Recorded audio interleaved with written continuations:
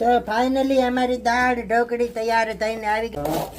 એને ટોપડીમાં નાખો એને ગોળ કાઢ નાખી ઓલો સેટો નહીં સિંગ નાખવી તો છે કાઢવાની છે. અરે શરદી હું આખી બધી રાજાને શરદી થઈ ગઈ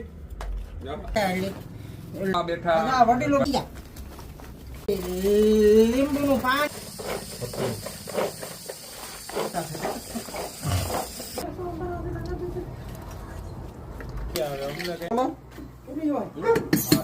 હલો ગરમ થઈ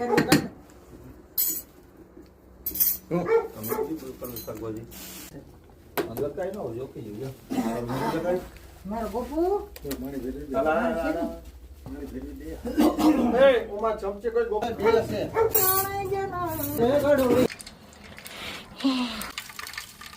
તો હવે નાખાય સાન ધાણા આ બેહી રહ્યા આપણે તપેલી છે ને જો નાખે હા વઘાર તો દો.